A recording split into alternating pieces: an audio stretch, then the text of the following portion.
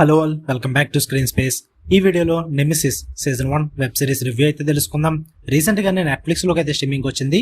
Telugu dubbing కూడా available గా ఉంది అండ్ డబ్బింగ్ కూడా చాలా బాగుంది. టోటల్ గా 8 ఎపిసోడ్స్ అయితే ఉన్నాయి. ఈచ్ ఎపిసోడ్ వచ్చేసి మీకు 55 నుంచి 1 అవర్ డ్యూరేషన్ అయితే ఉంటుంది.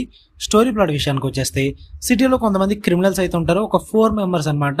కొన్ని దొంగతనాలు అయితే చేస్తుంటారు అండ్ ఇన్నోసెంట్ పీపుల్ ని కూడా చంపుతూ ఉంటారు. అలాంటి వాళ్ళని పట్టుకోవడానికి మెయిన్ లీడ్ అయిన హీరో ఐజయా డిటెక్టివ్ అన్నమాట. తను ఏం చేశాడు, మరి ఆ గ్యాంగ్ కి ఐజయాకి మధ్య ఏం జరిగింది, వీటన్నిటి చుట్టూ నడుస్తుంది ఈ నెమెసిస్ సీజన్ 1 వెబ్ సిరీస్. ఇక ఓవరాల్ గా నాకు ఎలా అనిపించింది అంటే, నాకైతే నచ్చింది భయ్యా. కానీ అబ్సల్యూట్ లూప్ హోల్స్ కూడా ఉంటాయి, అదే బొక్కలు కూడా ఉంటాయి అనమాట. మరి సిరీస్ లో అవన్నీ యాక్సెప్ట్ చేయగలుగుతాను అంటేనే ఈ సిరీస్ చూడాల్సి వస్తుంది.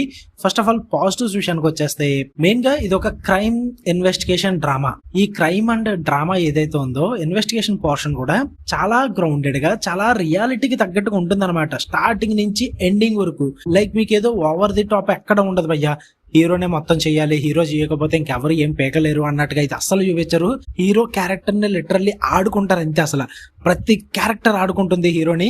సో హీరోనే ఓవర్ ది టాప్ చేయకుండా మిగతా డిపార్ట్మెంట్ అండ్ ఆ ప్రొసీజర్స్ అండ్ ఇన్వెస్టిగేషన్ పోర్షన్స్ ప్రతిదీ కూడా చాలా రియాలిటీకి తగ్గట్టుగా గ్రౌండెడ్ గా చూపిస్తారు. సో నాకు అది చాలా బాగా నచ్చింది. అండ్ కొన్ని ఇరిటేటింగ్ క్యారెక్టర్స్ ఉంటాయి అనమాట. భలే వర్కౌట్ అవుతుంది భయ్యా. ఏంటి బ్రో ఇరిటేటింగ్ అంటున్నావు, మళ్ళీ భలే వర్కౌట్ అయింది అంటున్నావు, ఎలాగా అంటే గనక, అంటే ప్రతి క్యారెక్టర్ కూడా చాలా రిలేటబుల్ గా ఉంటుంది. ఎందుకంటే 1-2 కాదు, దగ్గర దగ్గర ఒక 4-5-6 క్యారెక్టర్స్ ఉంటాయి అనమాట ఇరిటేటింగ్ తెప్పించడానికి. లైక్ విలన్ గ్యాంగ్ సైడ్ కొన్ని క్యారెక్టర్స్ ఉంటాయి, అండ్ హీరో పర్సనల్ లైఫ్ లో కొన్ని క్యారెక్టర్స్ ఉంటాయి, అండ్ పోలీస్ డిపార్ట్మెంట్ లో కొన్ని క్యారెక్టర్స్ ఉంటాయి. ప్రతి క్యారెక్టర్ కూడా ఏంట్రా ఎంత ఘోరంగా ఉన్నారు మీరు, అసలు ఎంత ఎదవల్లా ఉన్నారేంట్రా బాబు అన్న ఫీల్ అయితే వస్తుంది అనమాట. చాలా ఇరిటేషన్ తెప్పిస్తారు కొన్ని క్యారెక్టర్లు అయితే. ఆ క్యారెక్టర్లు అన్ని కూడా చాలా రిలేటబుల్ గా అనిపిస్తుంది అనమాట.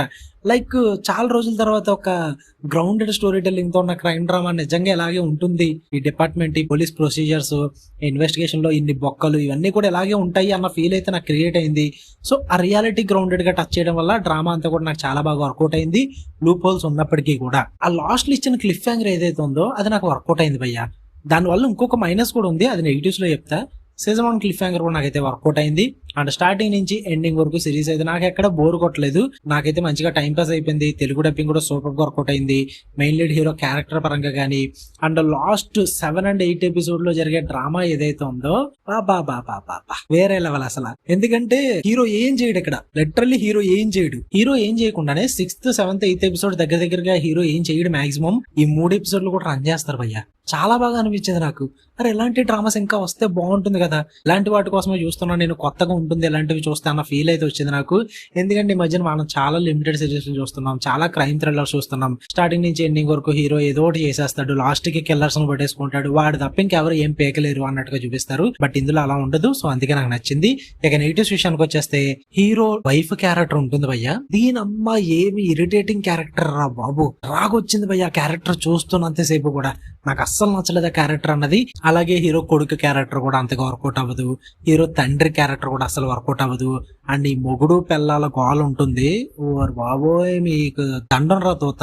ఆ డ్రామా అంతా కూడా నాకు చెడ్డ చిరాకు వచ్చింది, మామూలు చిరాకు రాలేదు. ఎందుకంటే ఫస్ట్ ఎపిసోడ్ నుంచి లాస్ట్ ఎపిసోడ్ వరకు ఆ మొగుడు పిల్లల గోల, తండ్రి కొడుకుల గోల, ఇదంతా కూడా చాలా చిరాకు తెప్పించారు. నాకు అస్సలు వర్కౌట్ అవ్వలేదు. అండ్ ఇక సీజన్ 1 కి ఇచ్చిన ఎండింగ్ క్లిఫ్ హ్యాంగర్ వర్కౌట్ అయింది.